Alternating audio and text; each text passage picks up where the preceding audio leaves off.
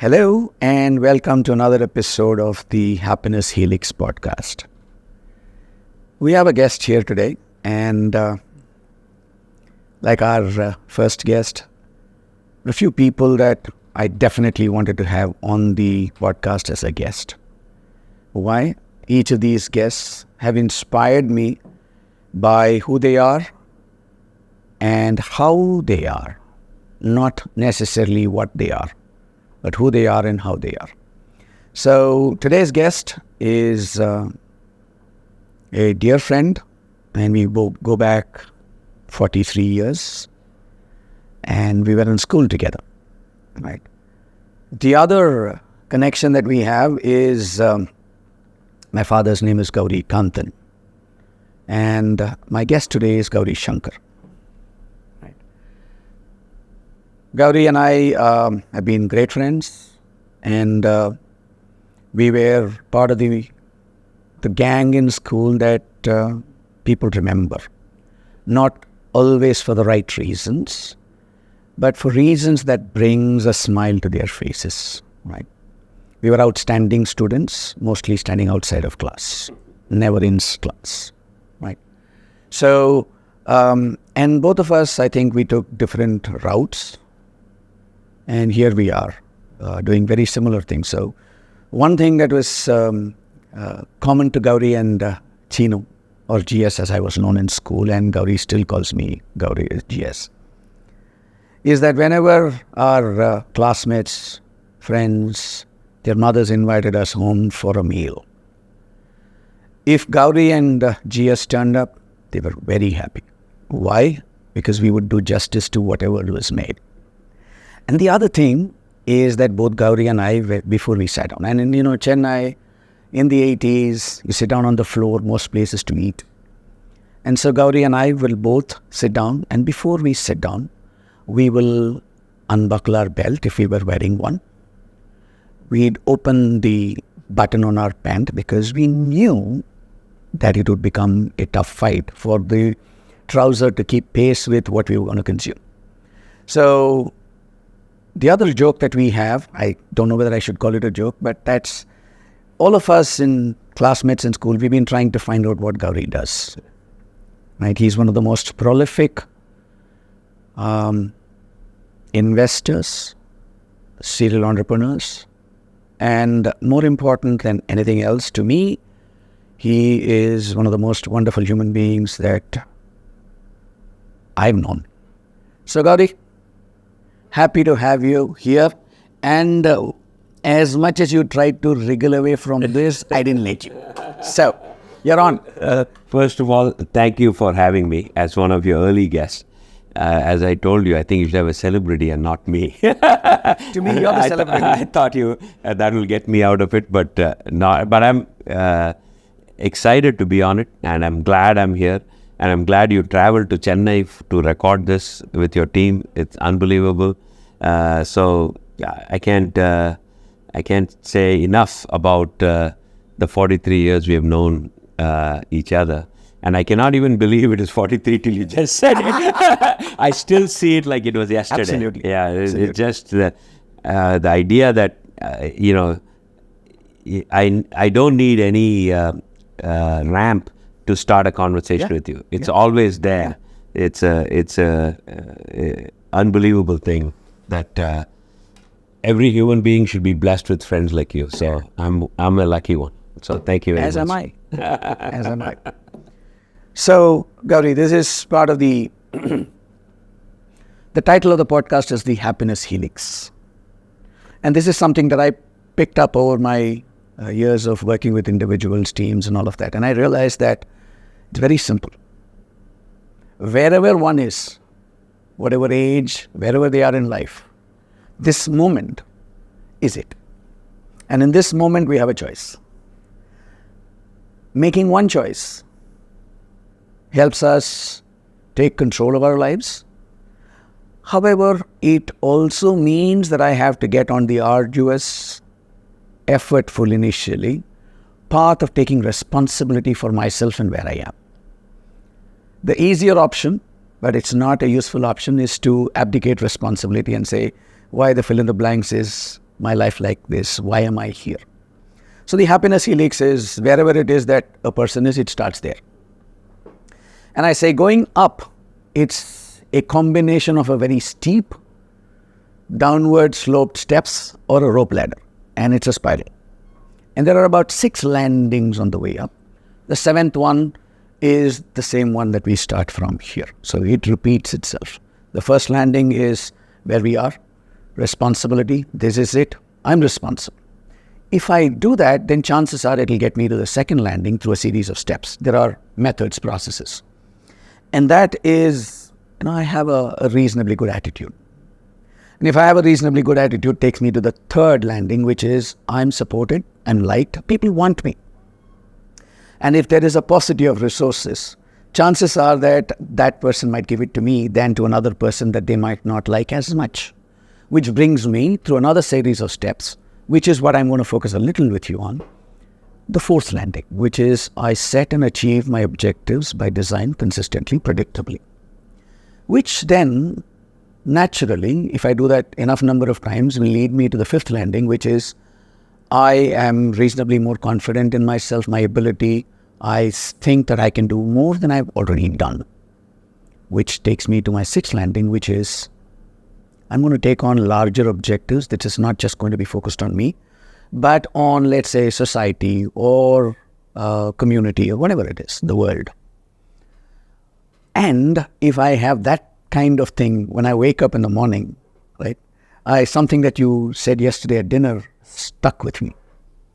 Wake up every morning, I'm going to make this a success today. I'm not going to fail today.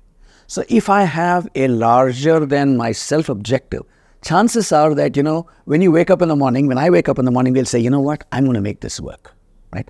So it goes on and on and on. On the reverse, abdicate responsibility, blame, victim, all of that, which means that I'm not going to have a solid attitude, which means that people are not going to like me, which means that I'm not going to get support and I'm not going to be achieving my goals by design, which means that my confidence will come down further.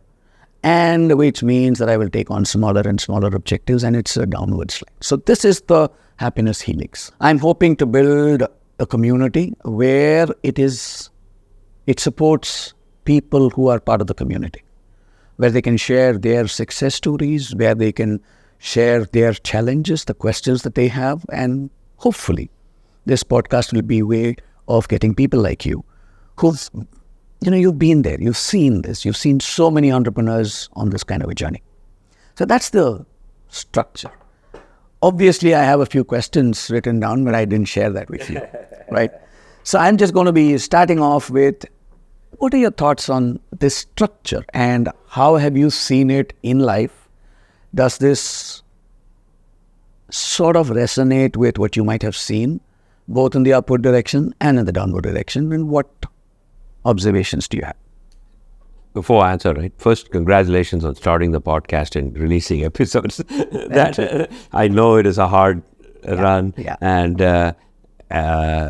it's great that you're doing it. Second, one thing that was revealing during the whole COVID crisis, the globe faced, humanity faced, is that mental health is important. Yeah. And till then, we couldn't really define how we are feeling or we weren't taught. Suddenly the world changed and mental health came into the forefront. Yeah. And I think your work and the podcast, even if it helps a few or many, I hope, is a good thing for the world. And I congratulate you and your team for putting this together. Absolutely. First, right? See, the interesting, right, you asked the question, have I seen this, right? So, whenever you encounter humans, right, they immediately want to box themselves into a label that they think they are and first come out and say, this is who I am, this is not who I am, this is, and that signaling happens along the way in many ways with you, right? Yeah. And usually if the narrative that they are pushing doesn't fit in some fashion, it goes into the downward spiral almost immediately. They think, oh, no, I was never meant to be, or I am this, I am not that, something, the narrative somehow suddenly then doesn't fit the label that actually was imposed on them by somebody else, not even them. Because like either the color of my skin, my height, my weight was not like, it's just, I can't just change the color of my skin, or I can't change how tall I am in any meaningful fashion. So it was always done by the others, right? But the narrative then fits because you accepted it and said, hey, this is how I should be. This is what I don't want to be. And when you do that, and when the world being the world, and it was always polarized, it's just stark now. I didn't think people suddenly woke up one morning saying, I'm going to be polarized after this. It's always polarized, but it's now stark because of the mediums we use. Now that you fall into one of the other camps, then you are going between positive and negative constantly. But the negative is more often because you have a lot more voices talking to you that are not yours. And when I talk to entrepreneurs in general, right, and that's sort of my vantage point, especially having been one and seeing many entrepreneurs go through this, they all have had a mental map of where this thing will happen. And the map is much how you describe, right? They go through the stages. But I always tell them the stages are not just jumps and leaps. It could happen, and it does happen. But usually they are micro steps leading to the next stage. And when you reach the next stage, it's not so obvious you've reached it, but till you look back and then you're like, oh, it looks like I'm at this stage, I can build on something more, and your strides get better. So this marathon that they're on of the life, they fail to see that one step in front of the other, and they always want to see why the next step isn't resulting in something that they thought would be the result at the end of the marathon. No, you still got to put the next step on. And that's what I find it interesting, that the most of the spiral down is because you just haven't chosen to do the next step, which is what you woke up to do that morning. And whatever the hurdles are, were going to happen irrespective. They're not like they didn't chase you down and said, I'm going to put the hurdle on you. They're just going to say, hey, this is happening. How do I navigate this? I didn't anticipate this. This didn't happen. That didn't happen. You have to automatically assume everything will happen, but you still got to go forward. And that, I think, is the part that people forget. And therefore, this downward spiral sets in. And when the downward spiral sets in, it's hard for them to come out, because I think there is this misnomer that if you are transparent about your downward spiral, that you are disclosing to others that you are not so good, great, and your vulnerabilities are exposed. And, humans are being taught all the time, don't be vulnerable, be this, man, woman, anything. This is bravado thing.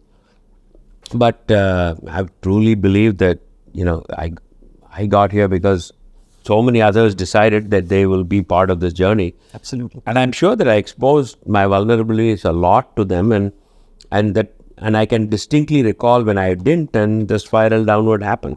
And when I saw it and didn't worry about it, it actually helped.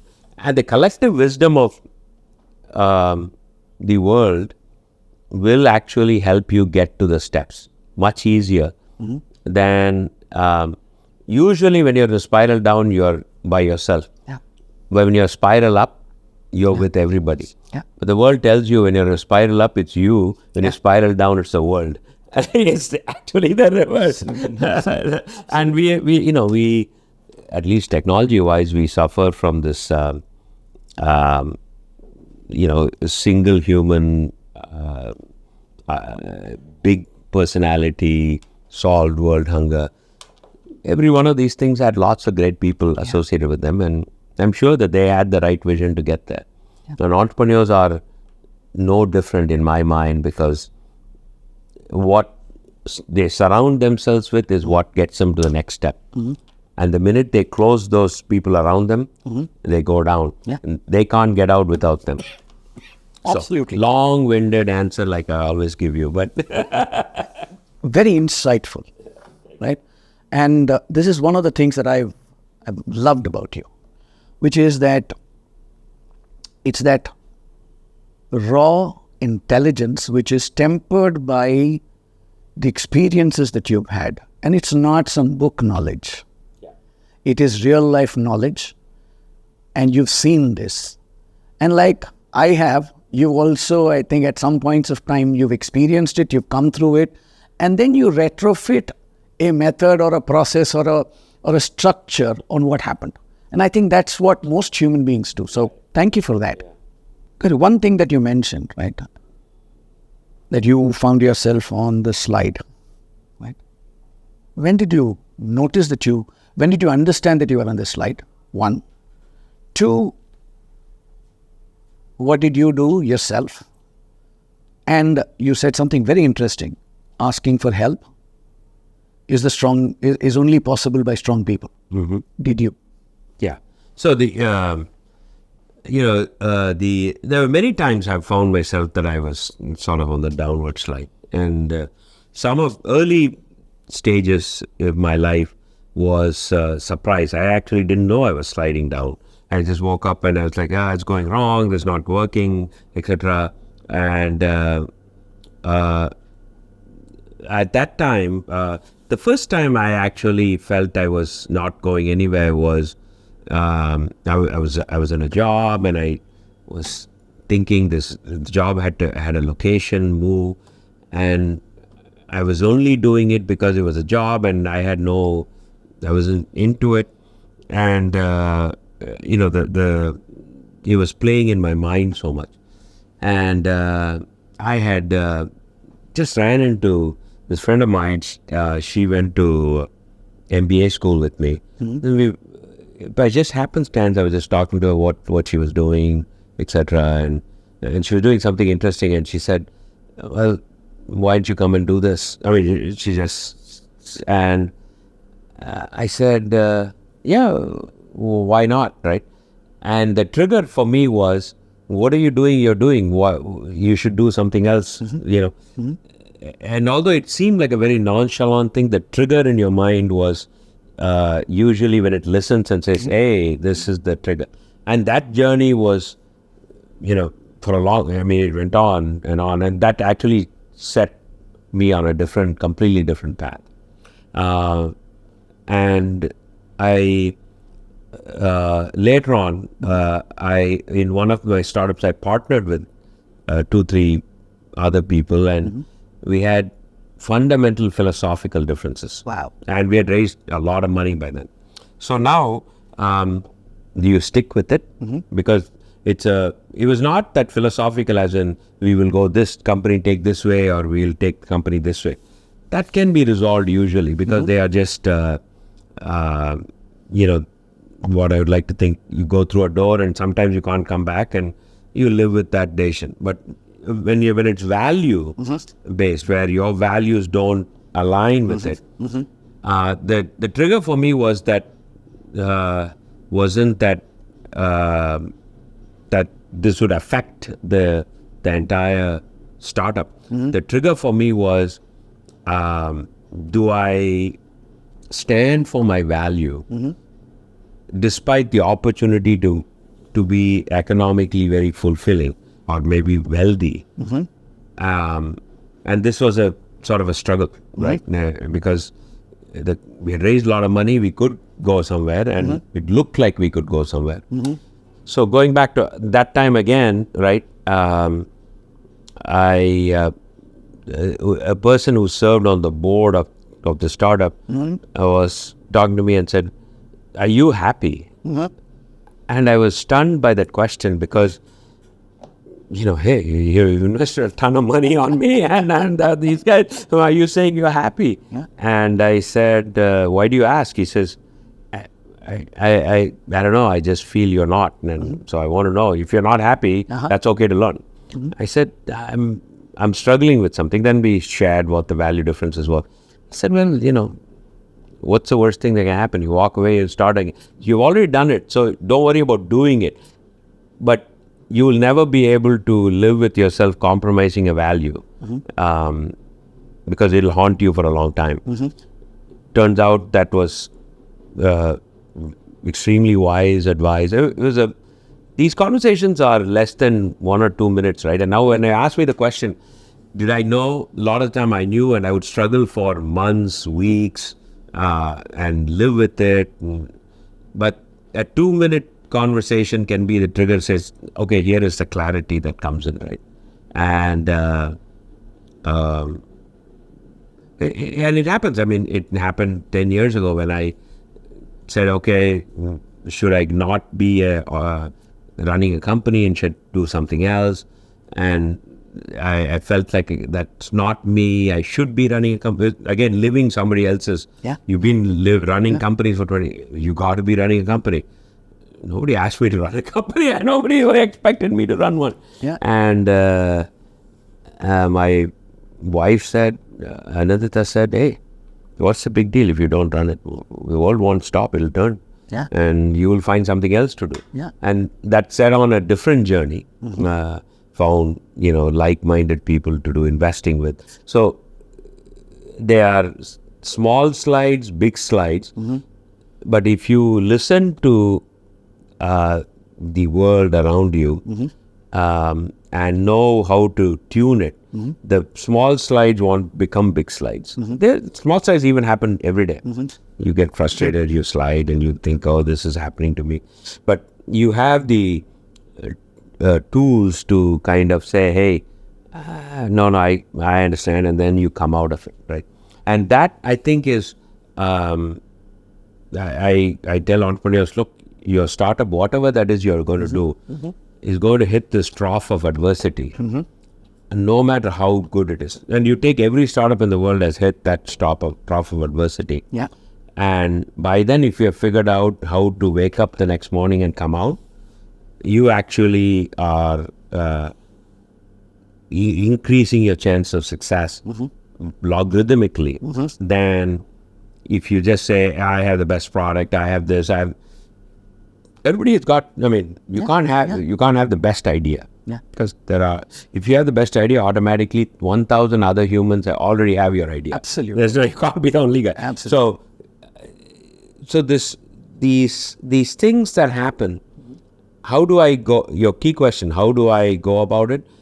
Over time, I've figured out how to listen to those inputs. It was hard beginning because I thought I need not share with them. I don't need to listen to them. What is it that they know?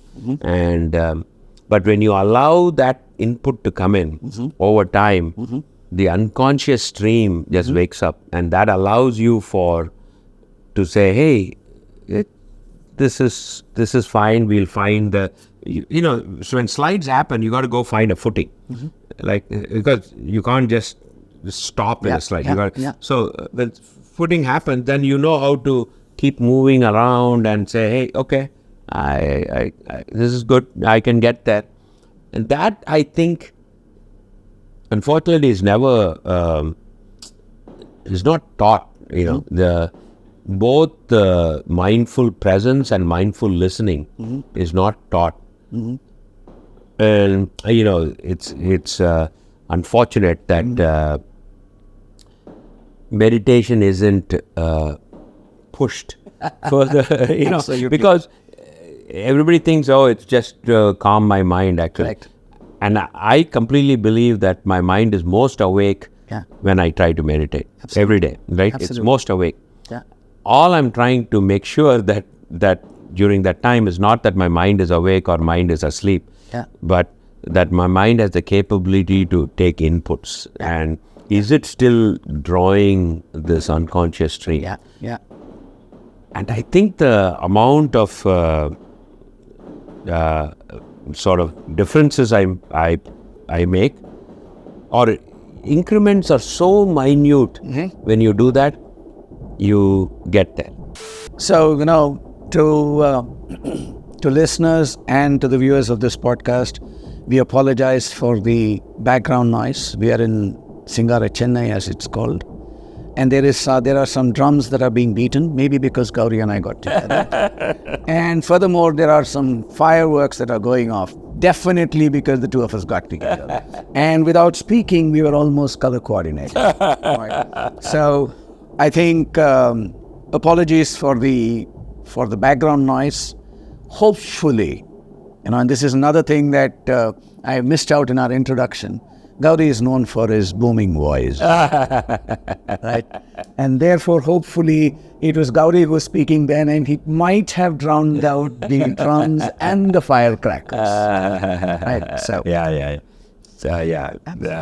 it's always good to have real world noise. And, this is not, we're not doing it in a studio, and the intent is to share what we have been through in life. Yeah. And even if one life gets a benefit from what you and I are sharing today, I think our purpose is served. It's not about the number of people, but the quality of difference that we're able to make to one individual. Something very interesting that you said in all of this, right? Which is the person asking you, are you happy? And then the follow-up. And when you shared what you did and what the person said, you can always start up. Right? That incongruence, non-alignment to the value will stay with you forever. Yeah. Right? I'm going to ask this question, and I'm going to want to delve a little deeper into this, because in today's world, the way entrepreneurship is, you know it better than I do, is that FOMO takes over. Yep. Right? Yeah. Is this my only chance? Yeah. And that leads to people being so scared, so afraid. If I miss this, will I get another chance? Yeah. Right? And I see this in the other side of the work that I do, which is in relationships. Yep. There are people who are persisting in a relationship when there is a blatant and flagrant incongruence, misalignment in terms of core values. Right? And the reason they persist in it is because, will I get another chance? Will I find somebody else to be with me? In business, it is, will I find another opportunity for me to work on? Will I be able to make a success of it? Right? So I want you to delve a little deeper into that and describe to viewers and listeners, how did you make that choice that, my values are more important? I know it's the easy choice for most of us. It's not so easy for... No, it's not. I wouldn't classify it as an easy choice for many entrepreneurs because, look, you have a opportunity to make life-altering wealth or make a platform or something that you produce change the world in a way that you didn't intend or even imagine. So those are all running through your head at the same time. And whatever the reasons of why you got into the startup, which are all probably noble and etc. But there was something in it as to why you woke up and said, I'll solve this problem. And irrespective of the problem, you had a core tenet as to why you're driving through that, right?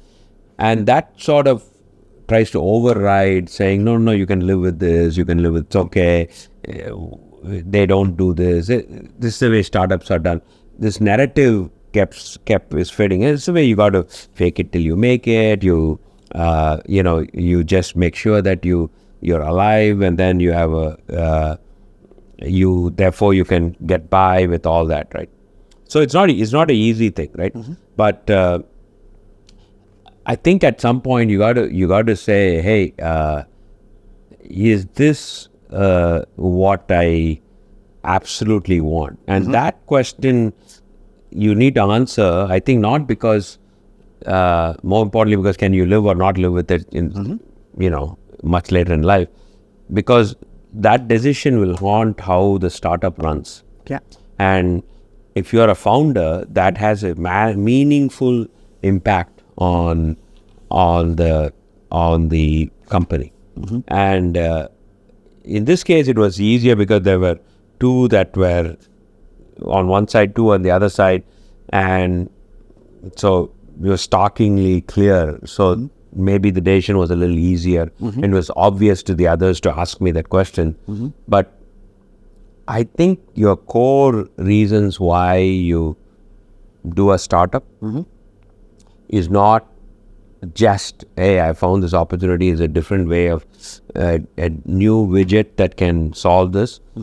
I'm sure that is there, but it's also the perseverance of saying, I am going to do this. And that value, those set of values, and different for each human, the set of values stay, and any compromises in that will reflect in what the company is doing or not doing, and that will eventually reflect in success, whatever the definition of those are, whatever the metrics are saying, or do this, do that, it'll all be reflected, because that at the end of the day, it's humans who run companies. I mean, companies don't run by themselves. Absolutely. So, and that I think is it's not easy. It's not easy, and there is no way to handle it easily either, because you're constantly being told, set that aside. Set that value aside. We'll come back to it when this becomes a success. This is not a add-on. Yeah. Right? Values are salt. Absolutely. So it's either in or it's not in. Absolutely. So that you can't just say, hey, set that aside. We'll figure out if we need it later. There's no flavor at that point, because the dish has gone out. Yeah. Right. So it's not easy. I wouldn't even characterize that it was obvious. It wasn't obvious to me. It wasn't easy to me. I think I just had some gut that told me at some point, this voice that told me that I don't think this is the right path. So, and that came back to the trigger was that person asking me, are you happy? Because that voice was bothering. When they asked, it just felt relieved that somebody asked, and I said no. And I was like, oh my God, thank God somebody asked that question. So I am happy to say it. So I don't think it's easy. See, look, the idea that you are taught entrepreneurship and all that, it's all true. Those are all, that's like, you have some talent, therefore you can then get better at the skill. But there's got to be some basics where you got to have some listening. And I'm telling you, that comes into play when you actually have to go talk to a customer.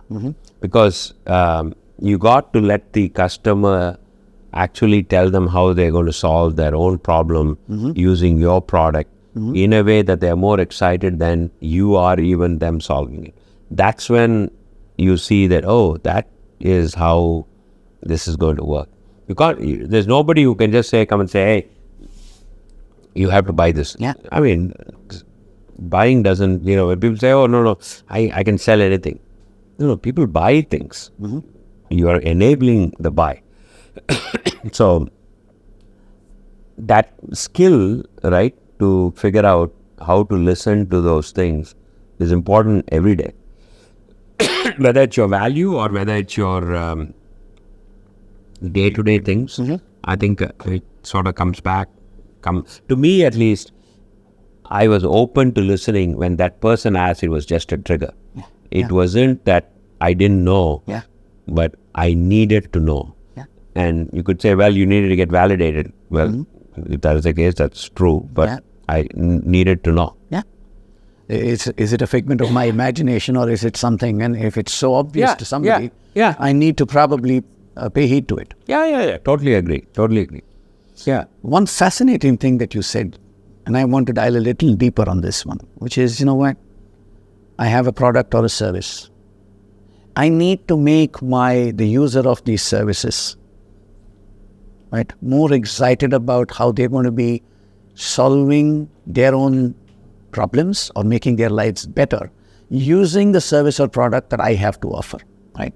And you, correct me if I'm wrong, you seem to say that, it needs to be a pull from them, not a push from us, right? I think this is something that most entrepreneurs would be very, very keen to know. Some basics of, or the essence of how does one And this is because in my experience, I find that a lot of entrepreneurs are extremely passionate. Yeah. They're very committed. Yeah. But where they actually stumble is in making this communication Yeah. of how my service or product is actually useful for the user. Yeah. How do you think you'd do that? And I know that you're great at it. So Well, I think the first thing, right? Actually, those who are going to use it, a lot of the time have a very acute problem that they are facing, whatever that may be. And you could say, well, they didn't even know they had a problem. No, they knew they had a problem. They were looking for, just to dismiss that they didn't know they had a problem is the first mistake. They actually know they have a problem, right? When you said, hey, just take a very basic, right? Humans walked miles to get water till pipes came along and they didn't have to walk. You think those humans didn't know it was hard to walk several miles to get water? Whose idea it is to say that humans should walk several miles? They knew. I'm sure they got up and said, oh my God, I got to go get water. Yeah. They accepted it. Yeah. They didn't. They might have even complained, but we don't have any way of knowing what they complained. But survival got over it. Then came a pipe or a pump and motors and water came, and so that time was saved, right? Same, right? And nobody said, hey, I'll travel 1 hour in traffic to visit office. So Zoom came along, oh, this is a godsend. No, needs have always been there. You identified a need and you might have even zoned in on a particular problem and said this will solve this, that, etc., right? But the user already know they have a problem and they signal all the time they have it. Whether you actually have made your product or service to fit that is the hardest thing for every entrepreneur to find. They try to force what they have made into the problem that may or may not be the one that they're solving for them. So that comes from then saying, yeah, I made this. This is a better way to use it. You're constantly convincing them it's a better way to use it. You got to find the way that best works for them. This actually comes more from listening to a user. Sure. Right? But most listening. And, when I was a young sales guy and one of my bosses said, hey, our job is to be quiet 90% of the time. And 10% of the time you introduce yourself and you summarize what was just said. If you do those two things, you got the sale. And mostly because they have already told you everything that they want. And if you can listen to it, you will find that there's ways to solve it. The urgency to carry the victory flag, right? Saying, hey, I've made a sale, doesn't allow you to listen, right? Correct. So that, because we are, sales is goal driven, so you got to score goals. So I want to score goals so I can turn around and say, hey, I've scored it, right? But part of that is also moving the ball from one end to the other to score it. And that movement, a lot of the time is lots of misses because you haven't figured out what is being told to you. The listening part of it isn't quite there. And more importantly, everybody just kind of thinks that, hey, I'll go, I have charm and I have some magic and I have a great product, I'll sell it to you. 99% of the time I find it, none of that matters. You need to be charming, so that you're not abrasive. But most of the time, what works well is actually listening. At least when I used to, I would insist people write. And there's something to do with tactile information capture. That you will remember things in a way that is unique in that dialogue. That makes it even more interesting, right? So your fundamental question, entrepreneurs are taught, you make a great product, it'll sell itself. I think you make a great product that there is a need for doing it, and you have to keep trying till you figure out how that part of it works. And yeah, look, it's like everything else. There's no magic. Everyone, people all get confused saying, "Oh, they started here. Next 18 months later, they were here. They exited. They're done and gone." I think that narrative is being pushed so that everybody thinks it's the shortest path. These things are long cycles, and you got to put through your effort. But I would say, going back to your relationship example as well as into this, listening is probably more important in any of these than just you pushing. Nobody's pushing anything. And I've always found if I push something, people can figure it out. Oh, okay, you're pushing it. And you just kind of listen and you try to figure out, right? So, and you have to assume that you're going to hear a no automatic. Yeah. If you think that you're going to hear a yes as soon as you talk, I'm sorry to say this is not the way the world operates. Yeah. You got to hear no. So going back to your relationship example, to find your right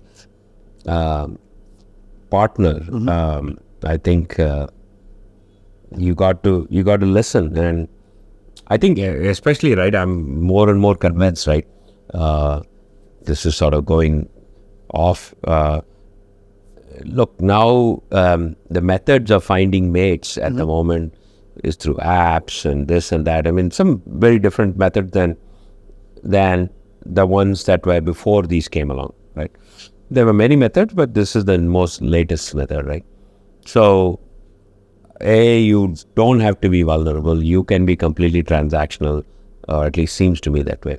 But I would argue that at least for young men, right, the most important decision they're going to find or they're going to make in their life is a partner.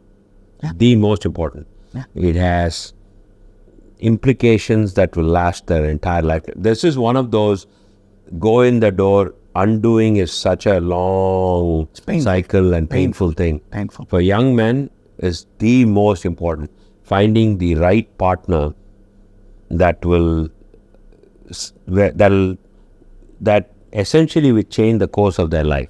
And I have no clue of whether these apps are good. I don't have any judgment on these current methods, but where I think that time is not being spent is making the decision itself, right? Yeah. And going back to my, sort of the listening.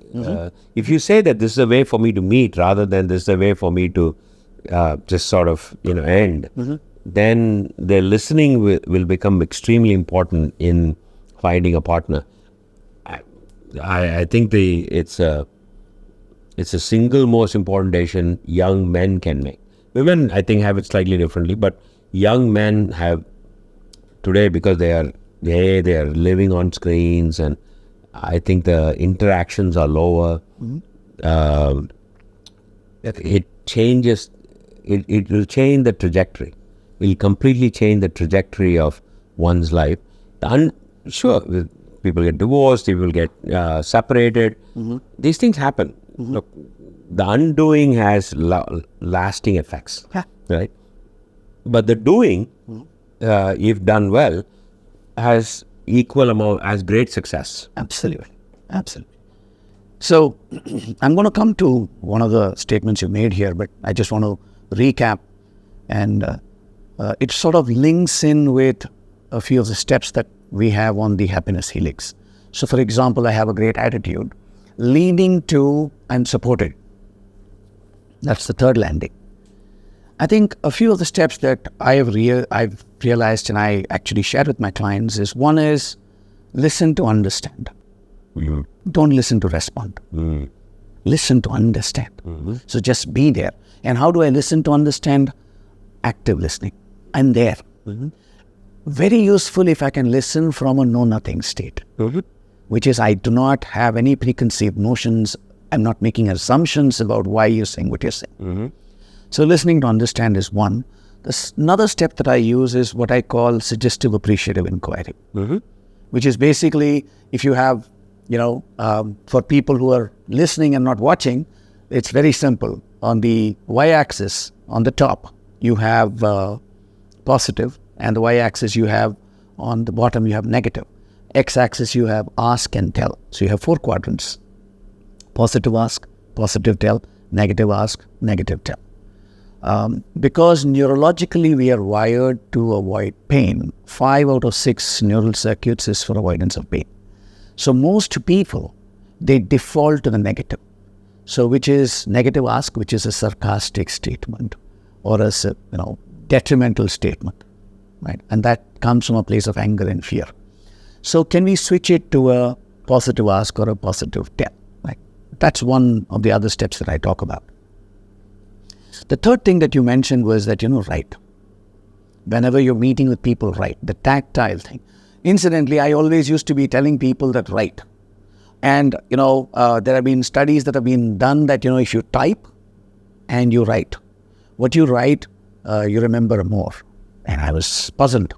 And then I came across a wonderful podcast by Huberman, where he was speaking with somebody who's a neurospecialist with audio and all of that. And they found out that more parts of the brain are activated when you actually put that pen to paper or write.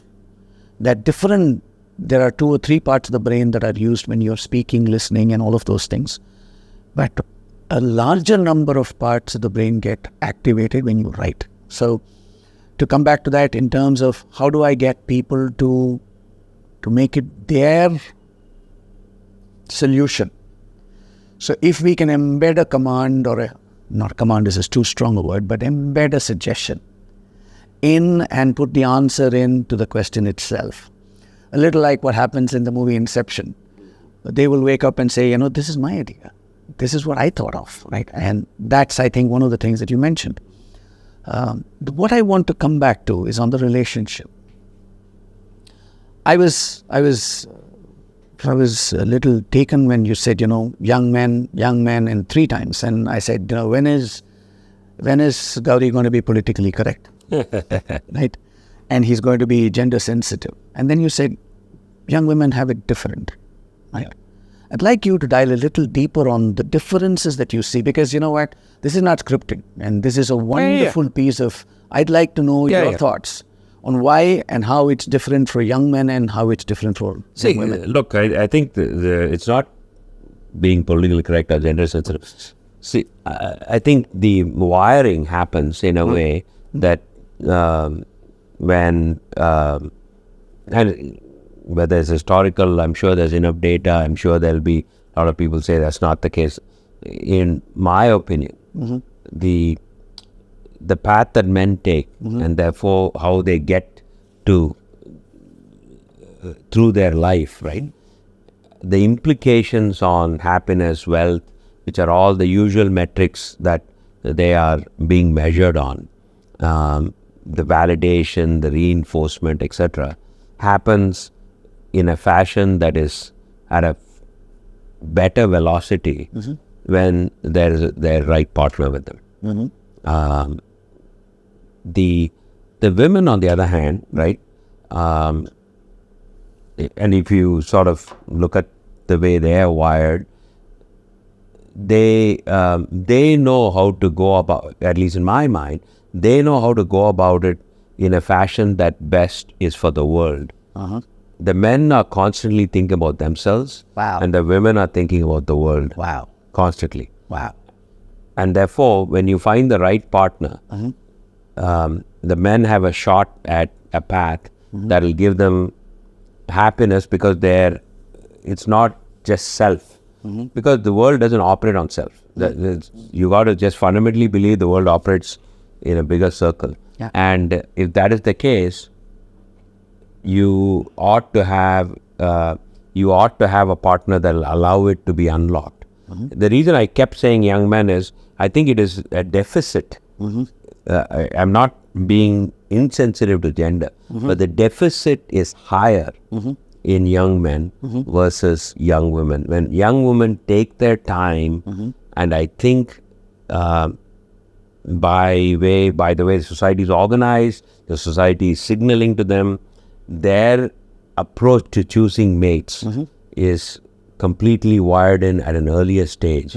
While I think for young men, it is ordained that they will find their partner along the way. And or at least they're being said, focus on this, do that, get to this. They're being fed the steps to whatever the next step is, right? They hardly have any sense of what a meaningful relationship is going to be. And I think meaningful relationship matter the most Absolutely. in one's life. Absolutely. Right? And, I'm sure that people fail at these things. None of that is changing. But the fact that you've been invested enough is makes it harder. But going back to your gender sensitivity, the wiring of young women in going about finding their mate is completely different.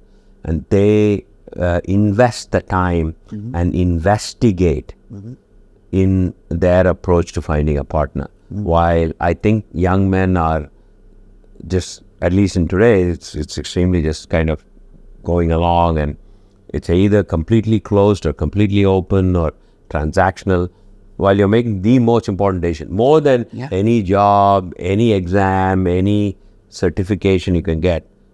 The difference between, I would argue the difference in happiness, wealth creation, any of that is, it's algebraic, right? So the factor that changes the equation is, in my mind, for young men is finding. For young women is actually in being able to do it in a time, because they have other challenges, biological, if they want to start a family, they have other challenges, which science may solve over time. But having said all that, their approach is slightly different. While for young men, their approach is, hey, I just got to focus on this, I got to get a job, or I got to start a company, I got to make money.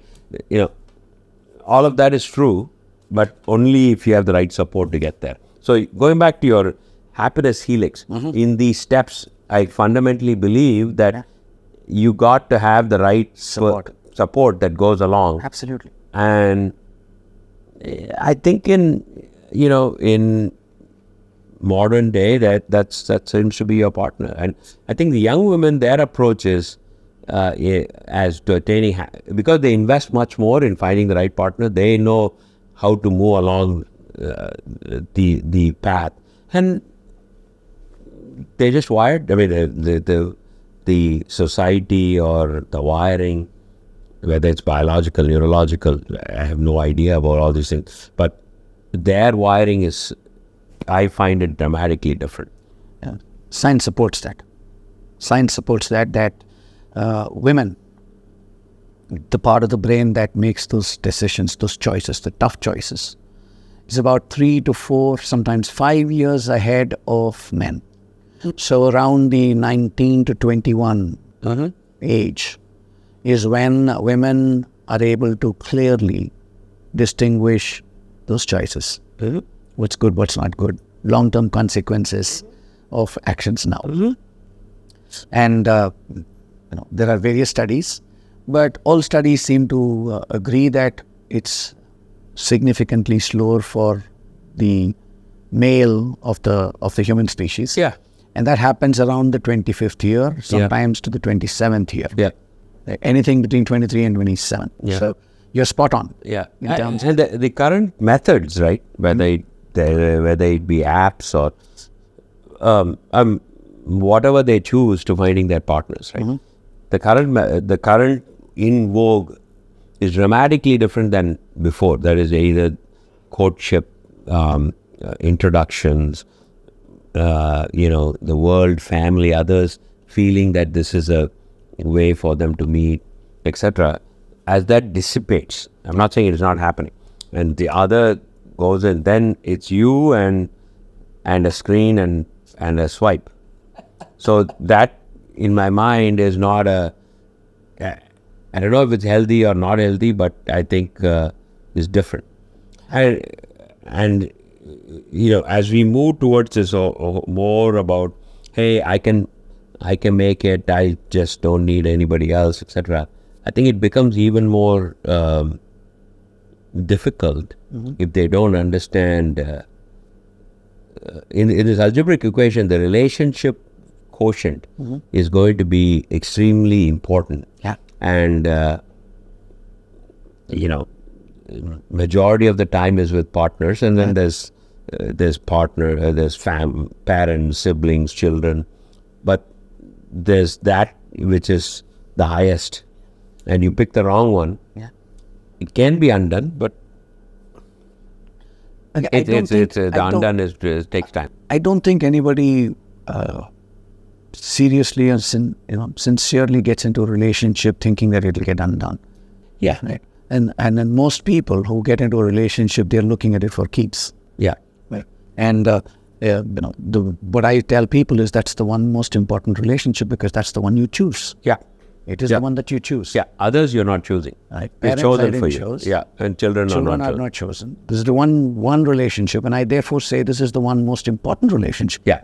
Right. And the reason I harped on young men is because I think the current environment doesn't allow for that investment to happen. It's almost like frowned upon, saying, just kind of move along, right? Yeah. And I think we ought to sort of train them and say, no, hey, it's extremely important. Yes. It doesn't mean it will be easy. It just means that it's important, right? By the way, we're talking about apps and all of that, both of us.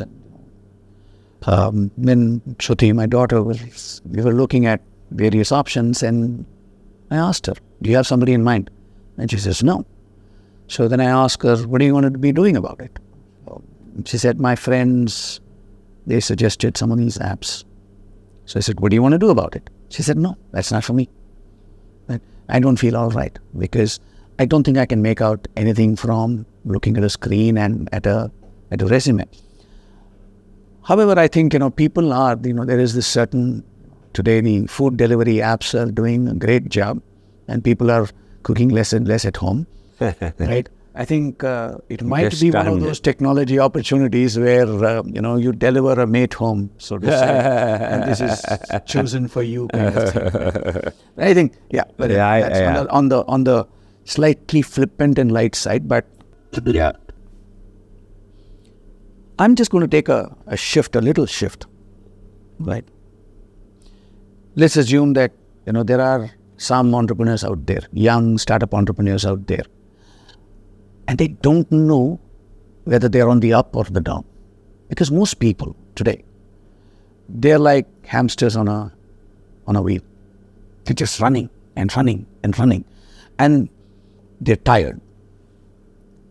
What advice would you give them? What suggestions? Advice might be a strong word, but what suggestions would you give them in terms of, right? And there are various kinds of investors. There are various kinds of people who finance the business, right? Not everybody is going to be supportive, or they're not going to have a long rope. They have their own pleasures, so to say.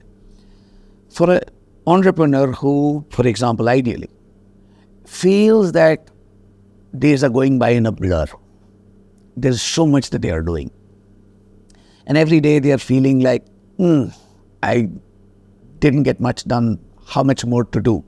What suggestions would you have for them? See, as an entrepreneur, right, first of all, you're thrown into knowing functions that you never even heard of. Let's say you're an engineer, suddenly there is profit and loss statements. You missed that whole class or didn't choose to do it. So here you're learning about cash flow, or you're learning about financing, you're learning about legal. So there's so many functions you're learning. And a lot of the time, it all seems like you're drinking from a fire hose. But your competencies are limited, as in, if you're good at this, you're good at this. I mean, or you have the training to actually be competent at that. That's why you got that.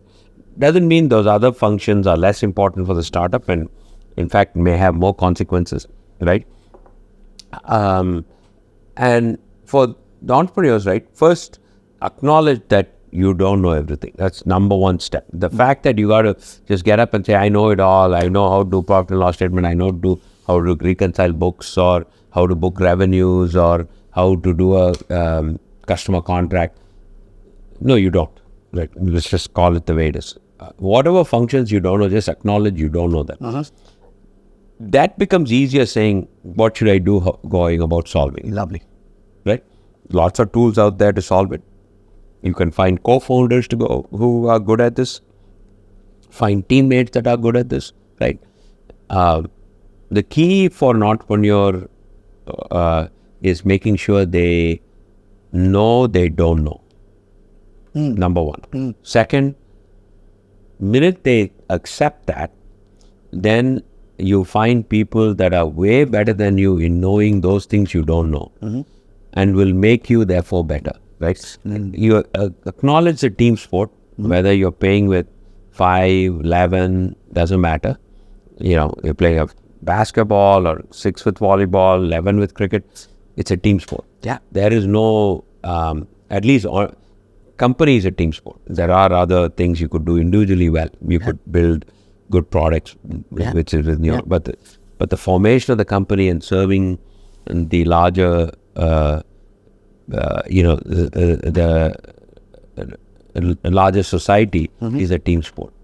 And if you acknowledge that every member of the team is valuable and each of them will play an important role, and if you are the founder and you accept you don't know, you also accept that you're a good listener. Lovely. And therefore you take those two and start orchestrating, then you will find that it'll be a tune that everybody will love. Absolutely. Lovely. So that I think it's most of the time it goes back to my first, right? You don't want to expose that you don't know. Therefore you don't want to be vulnerable. I mean, all investors know that you don't know. If you're a first-time entrepreneur, I know exactly the things you don't know. Because the minute you walk in, you're good at many, many things. You can't be good at all things. I want to know what you're good at and why you're doing it. The why has to be clear to you. Absolutely. And that will become, and great companies were built by great teams. Yeah. And yes, one person had a great idea or two people had a great idea. But great teams build great companies. So the acceptance is the hardest part. Most of the time they don't want to accept. They've been told not to. You should be good at all these things. Yeah. I mean, people spend their lives reconciling books.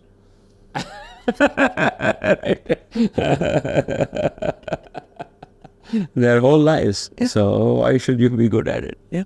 See, one of the things that I tell everybody, not just entrepreneurs, is 2 words that are most detrimental to you in every aspect of life. 2 words.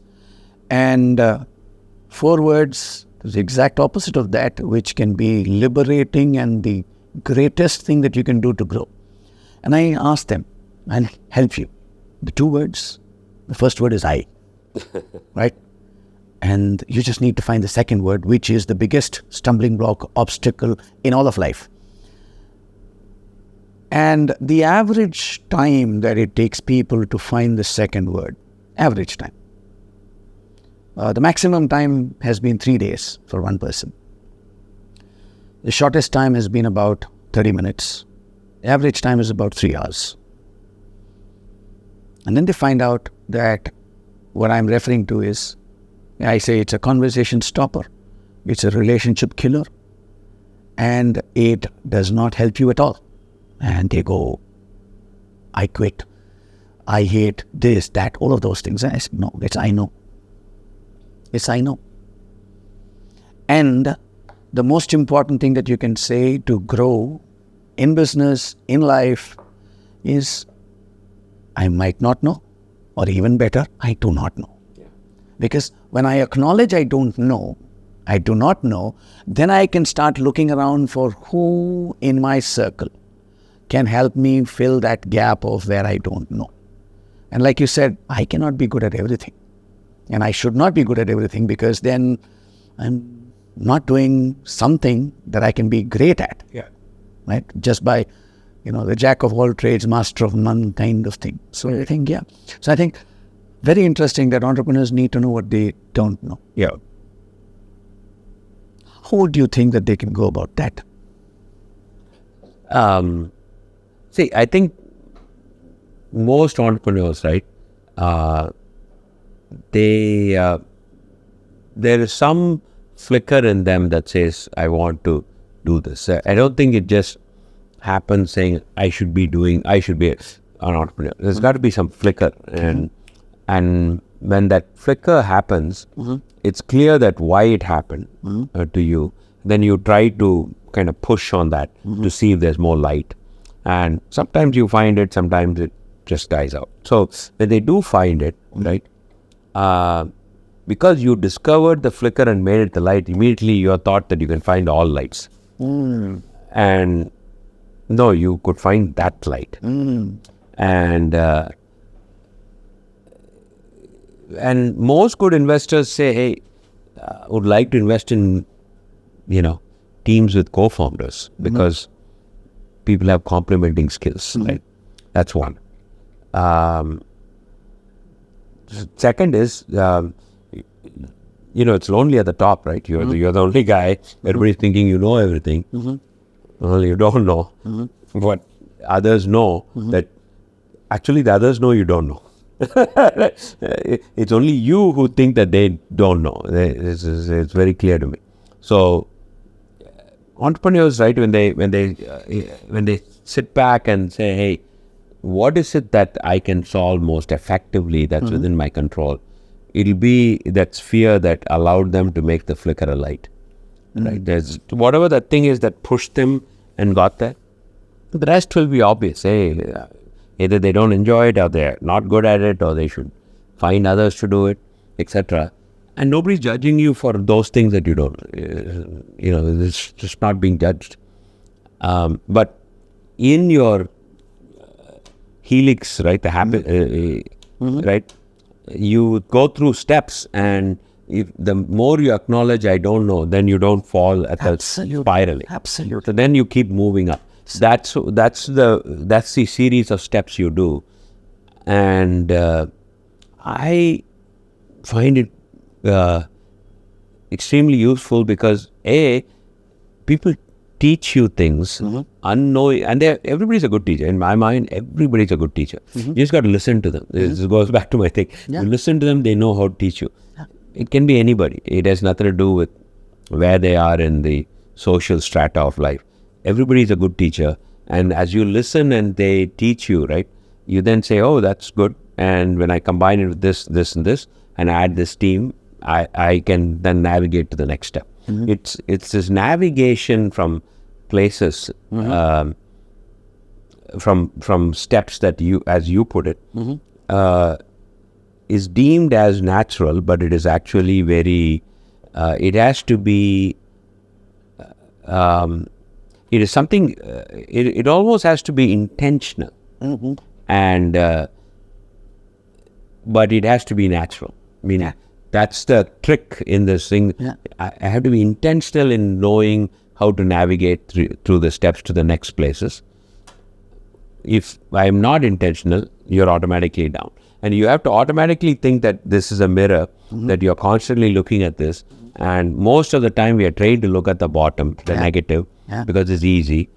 And very rarely do we want to look at the positive because it's hard, right? Because it's not supposed to be hard, it's supposed to be easy. No, I think if you take craftsmen or musicians or athletes, right, they have to do the same thing 10,000 times before they get one thing right once. And whether this 10,000 is right or wrong is immaterial. But what is you have to be intentional about saying, hey, I don't know, I could learn these things.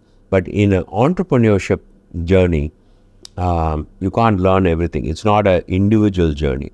It goes back to my saying it's a team journey. Then you find things that will complement your skills so that you go. This is the helix is different for everybody. It's my helix. Yeah, it's like the DNA, right? My DNA was your. Absolutely. But there is this 23. Yeah. So right? Yeah. So and so to me, I think discovering your helix is important. Yeah. And during that discovery, you listen, you take on other team members and find good partners and all that. Absolutely. Be sure that you will look at this negative, but the other things will be able to move you through that past and get back to the positive. And as time goes by, the negatives will not keep you down longer and it will be shorter and shorter. And you will get better and better, and you'll, as you age, wisdom, other things come. But those around you are the ones that are going to keep you moving through that helix. Absolutely. And that's, to me, it's as important as thinking that it's you against the world or you or the world against you. Yeah. Neither of it is true. Absolutely. There's nobody against anybody. Yeah. No. Right? It's all in my head. Yeah. It's totally intentional. Yeah. Okay. I'm just going to take off on a slightly, a segue, different tangent altogether. Who are the 3 people who inspired you the most, and what have you imbibed from those 3 people? Lots of people have inspired me, but, I also sort of break it down into the stages, right? The early stages of my life, mid stages, people continue to inspire. I'm inspired every day, but there are people who stayed with me, who I think still talk to me, whether they're here in this world or not in the world. That's sort of immaterial. Yeah. But they just talk to you, right? We went to school together. Yeah. And teachers do magical things in the young men's minds. Absolutely. And the one teacher who was magical for me was the physical education teacher, right? He was also Williams, right? Yeah. Prakash Williams. Unfortunately, he passed away. May he rest in peace. He was instrumental in sort of me looking at things very differently, because I still hear the story regularly in my head, because he would, I used to play basketball for the team, and at that time, you had to score so that your name appears in the newspaper the next day, because they had few lines, and if you didn't make this many points, you're cut, right? So your name doesn't appear. And so suddenly I thought my goal is to appear in the newspaper. I forgot that the team had to win, and I forgot that we had to play, and completely, right? Newspaper the next day. That was my singular goal, right? And at the time I was very key to the team, and I knew it, he knew it, and others knew it. So they decided they will, the other teammates said, oh yeah, we can make sure you score a lot. Next day your paper appears. I didn't, because despite my best efforts to score, I didn't score to make the cut. So that happened. So I told him, said, no, I'm not playing that position. I'm going to train all day so that I get better at it, so that I thought the fault was at me not scoring.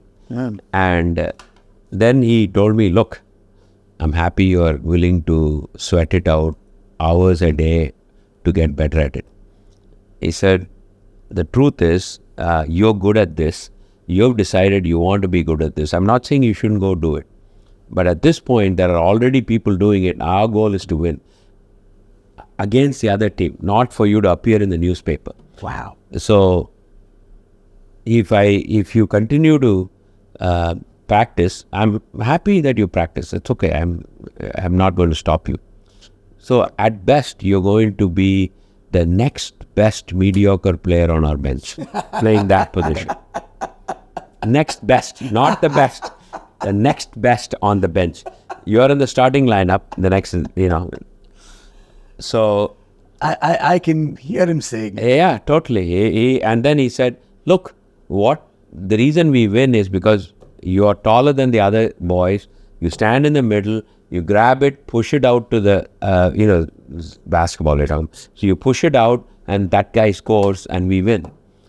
Who cares who appears on the thing? Don't worry. If that is the case, I'll talk to the reporter and say you played well. If that's what makes you happy, and it triggered me to thinking that, look, it's not that I was destined to do this or this. He inspired me to say, hey, you're good at it. Be good at it and be happy that you're good at that. You don't need to be good at this just because somebody else thinks your name you're acknowledged only when your name appears on the newspaper. And I forgot the larger goal, which is our team should win. Yes. If I played that, our team was losing. I proved it that day, right? I played outside. I didn't score. I wasn't good at it. We lost. Then it sort of was. So that has stayed with me from the early days.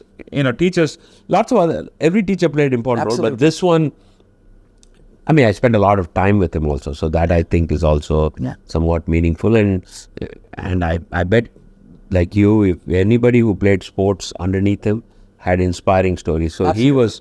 he was, I think, very inspiring. Yeah. Then, in the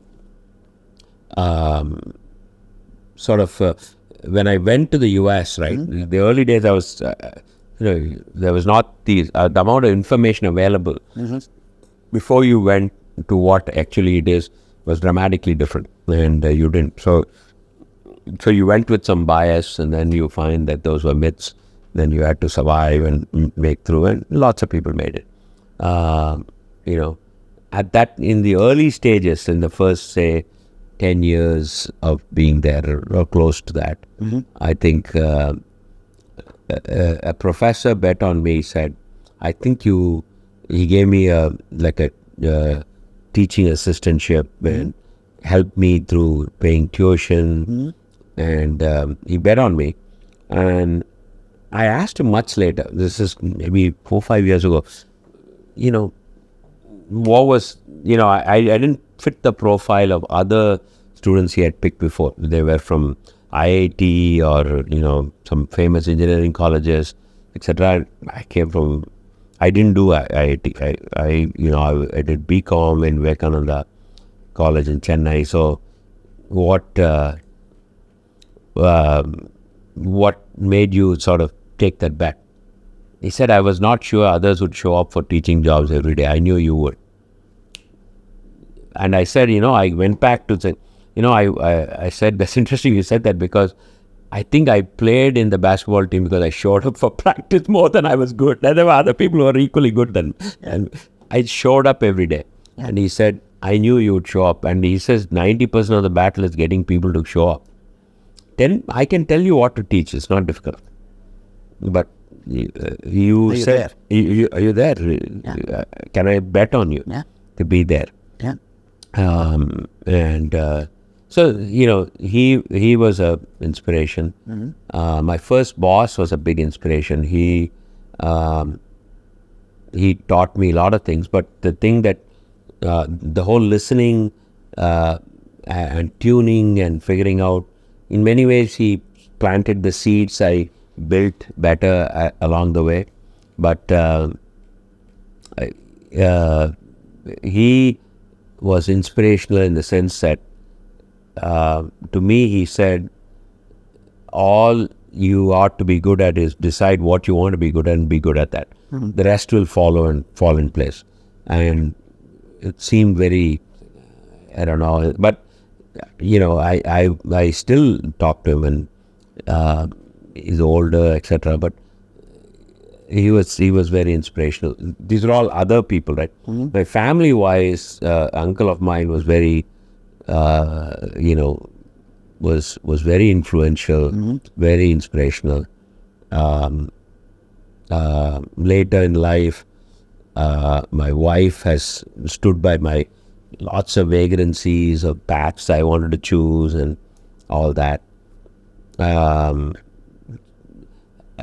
think, it's, I've just been lucky that I've had more than one, or I could name 10, but people who stood by, who kind of saw in me that I couldn't see in myself, but I figured out that they're seeing it, and therefore I should accept it, change the course of my life. And if Williams had not told me to play the position, I don't think I would have gone and played for Vivekananda College or University of Madras. All that would never happen, because by the time I left school, I was very good at playing the position. Really, really good. So I got the other spots, right? But he could have just said, oh, you want to play that? Fine, you can play. Because he took pride in the larger goal. And we were a mid-tier team. We were not the best team, right? Yeah. On some days we won and some days we lost. We were a mid-tier team. We were not a good team. But he cared about winning and he cared about the people. Absolutely. I think that is absolutely spot on. Yeah. Another question on entrepreneurship. What are the most common issues or problems or challenges that you see entrepreneurs facing today? Oh, several, right? First, they come with the mindset that they're destined and they're entitled, right? So that's one. So it's hard. You got to first separate those from the real, right? Because there's nobody's destined, nobody's entitled. It doesn't matter where you come from, etc. So that's one. Second is, the overall goal has to still be that you're solving. There's a purpose in your solution, or there's got to be a purpose, and it can't be because, hey, it's a nice thing, I can make some money. There has to be a purpose. Okay. And they may not know it, but they have it, and it becomes clear as they spend time, and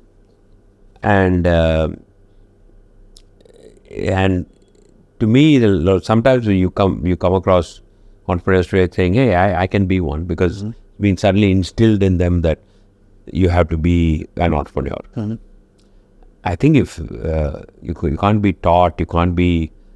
These are all those are not the things you. So, this flicker to spark is a very important self journey that happens, and that has to happen. That leads to a clarity in the purpose as to why you're pursuing. None of it is obvious when you get it going, but it is clear as you sustain in the journey. And that's what you need. The energy needed to be an entrepreneur is phenomenal. It's like running a marathon at a sprint pace. The energy needed is extremely high, and you're trying to tell the world you're building a big ship when you barely have a kayak, and you convince, and people know you have a kayak. They think that you can build ship. So there's this conflicting expectations and etc. But the challenges I see in today's entrepreneurs is, especially today, right? If you think of it, the last big downturn was 2008. Yeah. So if you had graduated college in 2008, roughly, right, and you are at 15, 20, 37. So the first downturn is being seen now. Yeah. So there's a whole set of people who have grown up thinking that there are no downs in capital markets, market expansion, etc. So now the reality has come in where you have to actually have clarity in why you're solving it and how you're going to solve it, and therefore why that's needed, right? And so the capital availability is different. So now you have to actually come to terms with how you got here, and so you start reflecting back and course correcting. The good ones understand it, wake up. There's awareness. They don't wake up to awareness. They already had awareness. They just bring it to the forefront. The others sort of fail. So there is the first set of people who have grown up entirely in a boom era, and now there's some normalization that's happening worldwide. It's nothing to do with India or US. Or worldwide, there's some correction, normalization, etc. Right? So entrepreneurs thinking that always there's market expansion, always there's free capital available, there's no dearth of talent, etc. I think that will get reset a little bit.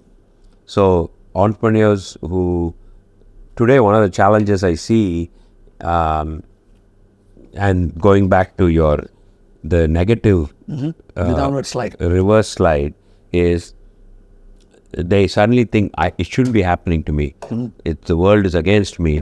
All these other things are just coming to me, right?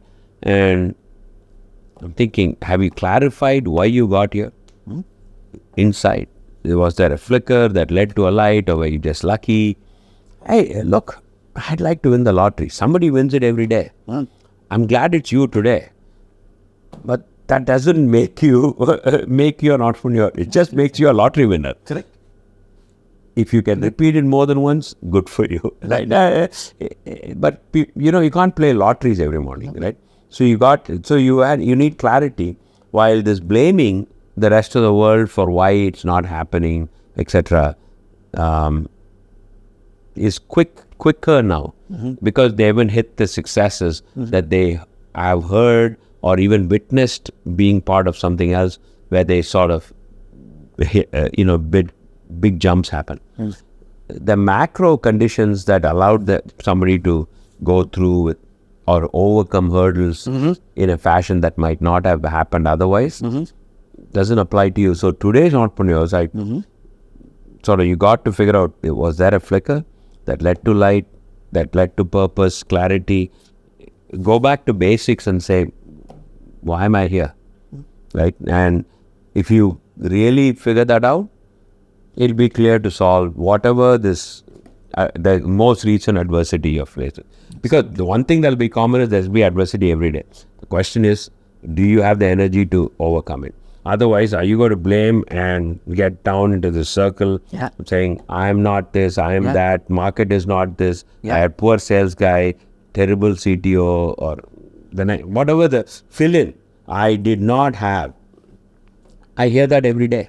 And, well, so it couldn't be that we got to 2024. That means there's 2,000 plus years of history of entrepreneurship. Correct. It happened to you only and only you. Correct. So I think there's a lot of myths that one see. Entrepreneurship is a very personal journey in a group setting. Yeah. And it's personal because it is about you. It is group because you can't be on the journey without them. Correct. So it's hard to kind of think that when there's problems, it's the group's problem. When it's successful, you just had some magical pixie dust. Very rarely do I find people with magical pixie. I mean, if you take the best scientists who came up with sort of open AI, etc., they will tell you that they worked in great teams and every one of these things. So Gowri, when you were talking about the challenges for entrepreneurs, you said they come in with a certain sense of entitlement.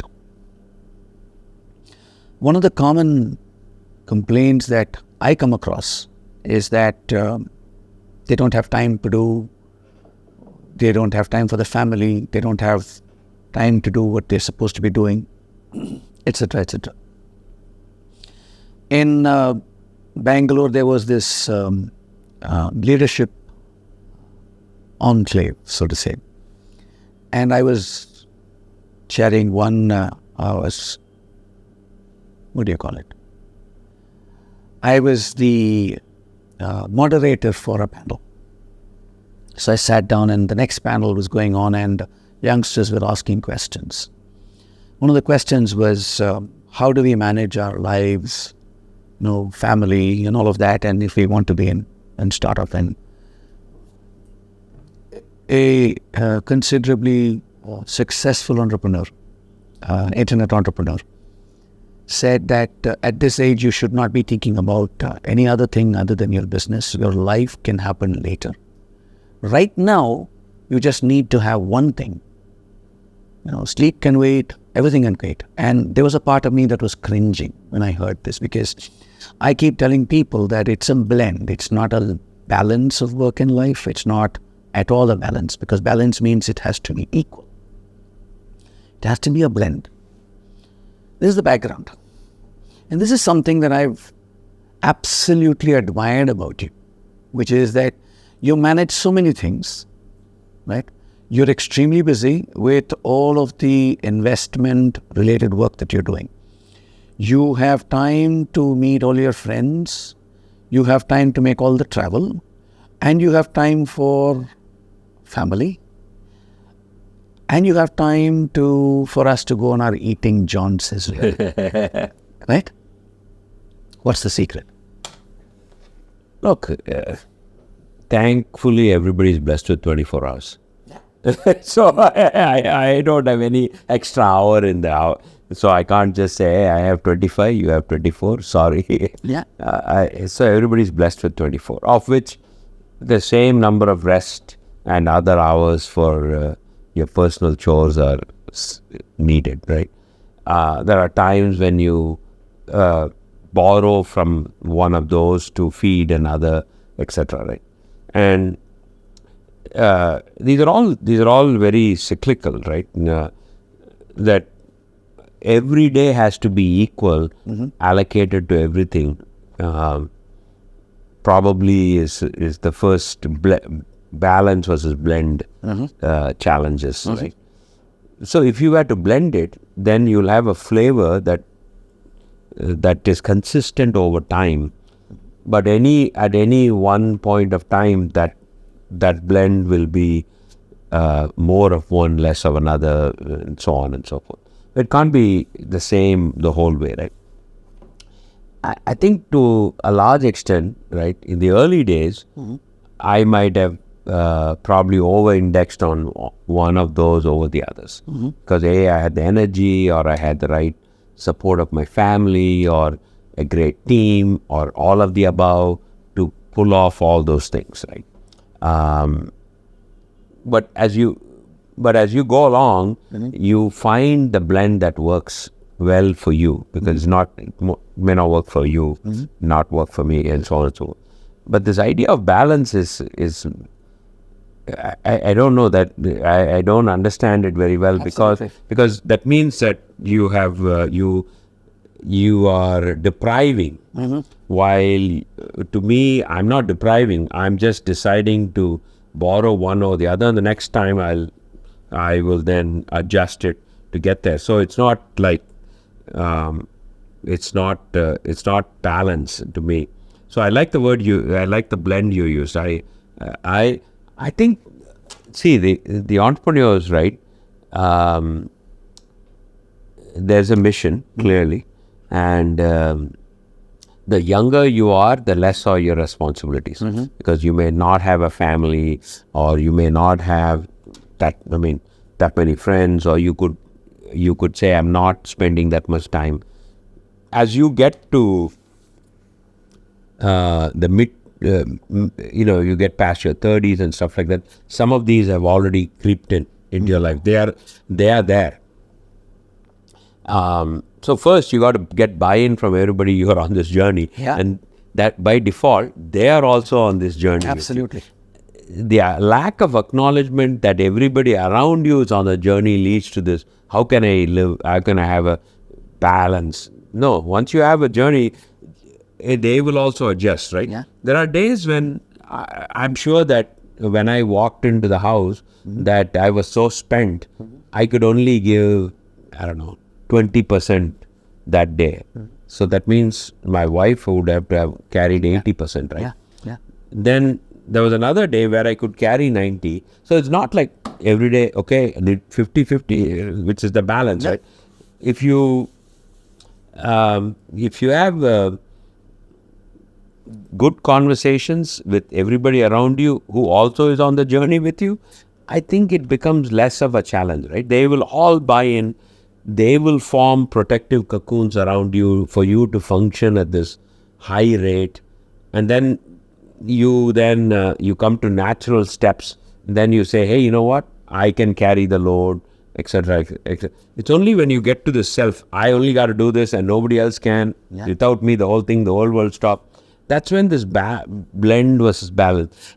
But I've always felt that, is this question being asked because of self-doubt? Am I doing enough? Am I worthy of it? Should I not do more? Is that the question being asked, or is it really that difficult to figure out? The world is a mix. I think it goes back to that one very important point that you made. Listen. Yeah. Right? I think it's coming from the families, it's coming from partners, it's coming from friends, it's coming from all of them. And I think there has been not enough listening to them. Mm. That person who asked you, are you happy? Mm-hmm. Right? I don't think these entrepreneurs are, and it's almost like they're making a virtue out of a weakness. Yeah. The weakness is I'm not able to say no to certain things. I'm not able to say, not able to, it's the wrong word. I don't say no enough. Yeah.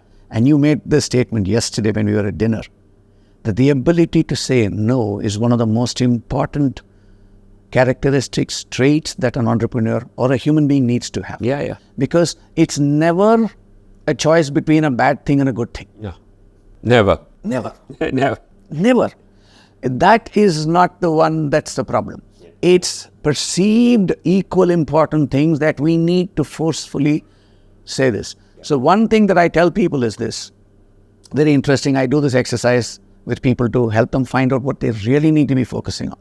Yeah. So, for example, I tell them, write down, complete the sentence. When my life is ideal, I complete this with about 15 things. And they'll write things like, I'm financially free. I have great relationships. My parents are happy. My wife is happy. This is actually what happened in a very dear friend's case. And he wrote it down. He was a client. And he went on. So I wait for them to finish. Then I ask them to write the exact opposite. So I'm financially free. Means I'm in penury, bankrupt, without a pie in the bank. Right? And I'm healthy and fit. Opposite, exact opposite, is I'm unhealthy, unfit, bedridden, almost dead, but not dead. Right? So we write all of this. So my parents are happy and at peace, which means my parents are unhappy, stressed, and extremely unwell. Next one, my wife is happy and gets to do whatever she does. The opposite is my wife is extremely unhappy, never gets to do what she wants to do. Yeah. Right? Yeah. So then I go through this process where I tell them, I'm financially free. Means I am bedridden, unhealthy, almost dead. Mm-hmm. Mm-hmm. This is one set. Mm-hmm. I'm extremely healthy, fit. Mm-hmm. Right? Means I'm bankrupt, without a paisa in the bank. Mm-hmm. Choose one. Mm-hmm. These are two. So they say, I don't want to choose. I said, no, you have to choose because this is prioritizing. This is how you say no to something else. Mm-hmm. So this friend, I was doing this exercise with him and he had already identified two important priorities in his life, which is his children. Child number one, first priority, second. So we were going through this process, it came to this.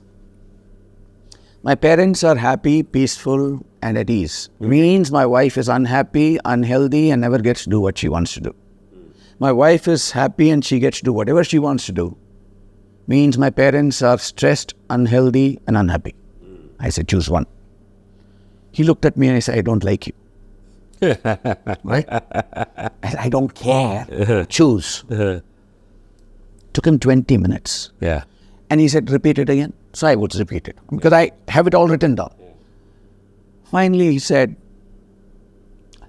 parents are happy, peaceful, and healthy. Yeah.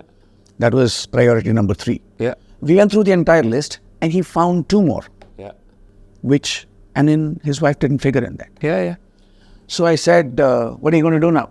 Mm. He said something very interesting. I'm going to go home and sit with my wife, explain this exercise, and tell her that she's not on the list. And I smiled at him, and he said, that's because the last 5 years I've had great conversations with her. She's been completely supportive of me, and she will understand why she's not on the list.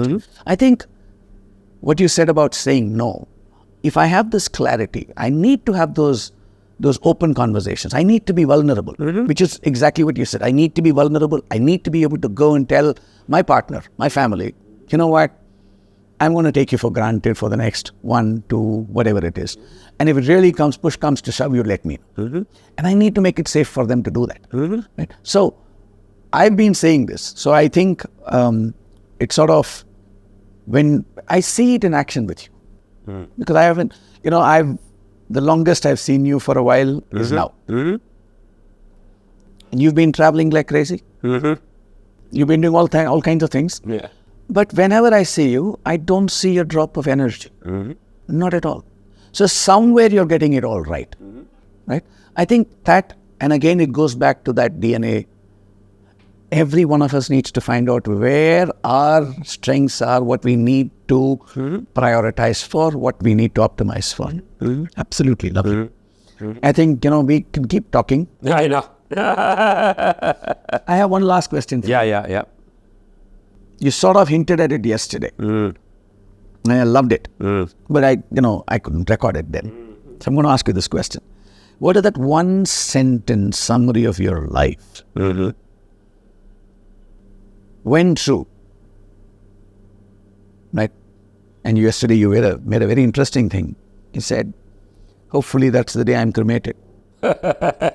Right? Yeah. If I can make sure that all of them coincide, and the day I say, enough, don't have the energy, done enough, no more. And you said something very interesting, hopefully that's the day I'm cremated. Yeah. Correct? Yeah. I heard it in a different way from a very senior client of mine. Yeah. And when I was talking to him about what are your goals, objectives, he said something very interesting. He said, Cheenuji. Yeah. And this man was 76 at that time. Yeah. A billionaire. Yeah. And he said, Cheenuji, I want to walk to my funeral pyre. That's the one objective I have. Right? So,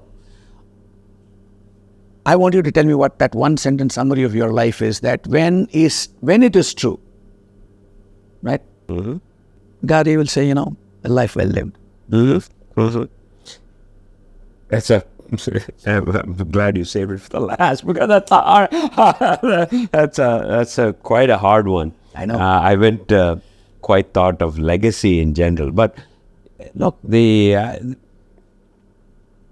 have sort of lived a blessed life. I continue to live one, right? I don't even know how things work so well, but I think to a large extent I accept that things work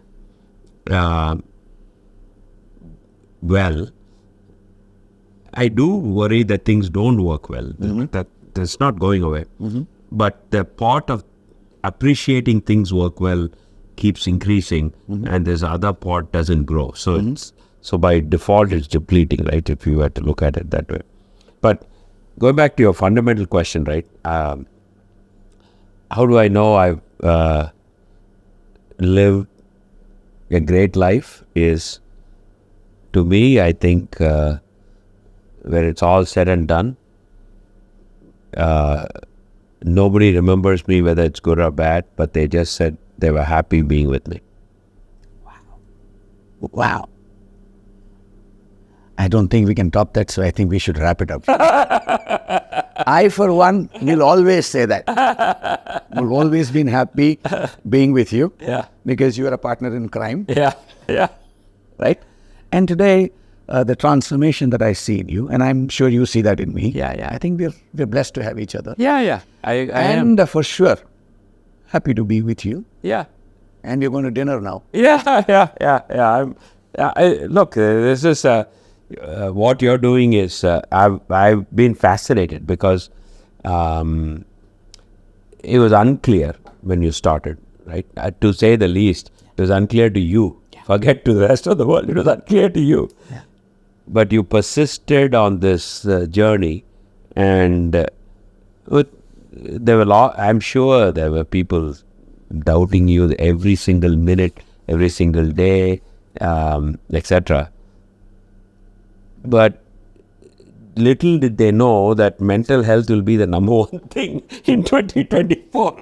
And AI can't handle it. No.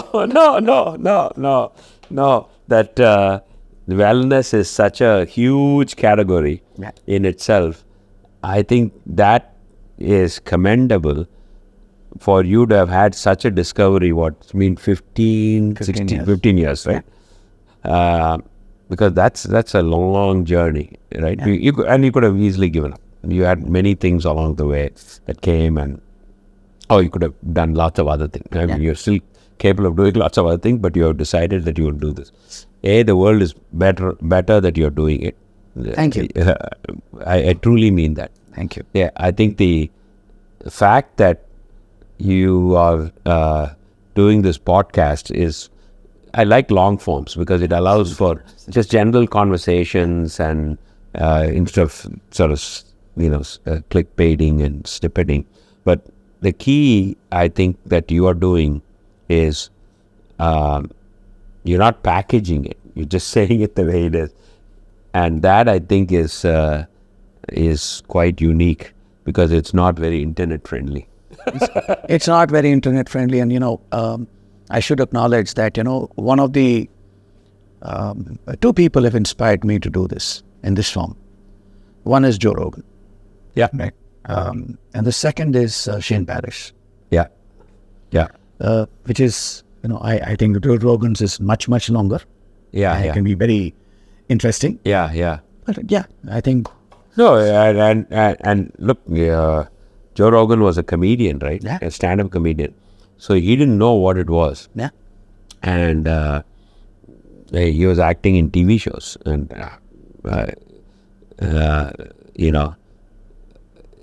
the television, he was doing quite well, actually. There was no reason for him to do this, to do this podcast. I think he is, he's just curious. Yeah. I find that he has no agenda in his conversation. Absolutely. Yeah, he is just curious. What you see is what you get. Yeah, he's just curious and it doesn't matter. Yeah. Right? It doesn't. And he calls a spade a bloody shovel. Yeah. It's like which is rare. Yeah. If you're curious, I think you'll be good at this format. So, which you are naturally. So that helps. So I think, one of the reasons I was smiling when you said that he was a stand-up comedian. Recently I had in an organization that both you and I are members of in different locations. Mm-hmm. Somebody reached out to me and said, there is this angels group and I want you to come and do a program. Mm-hmm. And I said, yeah, what do you want me to do? I said, I want you to do a stand-up comedy. I want you to help them laugh at themselves. And I looked at that person and said, the first for me. And she looked at me and she said, you're the funniest person I know. Right? You make me laugh. You make everybody laugh. I said, wow. So when you said Joe Rogan, stand-up comedian to podcast, maybe I'll have the other one. Maybe, who knows? Yeah. No, it's life's full of surprises. But right? It was great doing this. Absolute pleasure, Gowri. It was awesome. And I think, one of the things that we're going to do, we're going to have you back. One of the things that we want to start doing is to do these Zoom, remote, but high quality. Yeah. Right? So, obviously, for anything that happens in the US, there is one person I call. Right? For sure. And it's not the President of the United States, it's Gowri. He gets it done for me. So I want to call you in for that, right? Great. No, I'm on. This is fun. I like it. Thank you very much. Absolute Thank you, pleasure. everybody. Thank you. Thank you. Thanks to the team. Yeah. Thank you very much. So, all of you who have listened to this or watched this, a request, continue watching. Whichever channel that you're watching on, subscribe to it and share it with one person. One person whom you think will benefit, right? The benefit could be one of two kinds, and I'm going to make a snarky one here. Benefit could be that they could actually benefit. And the other one is they'll know how not to be. Yeah? So kindly share it at least with one person. Thank you very much. Stay happy. Keep smiling. Stay safe.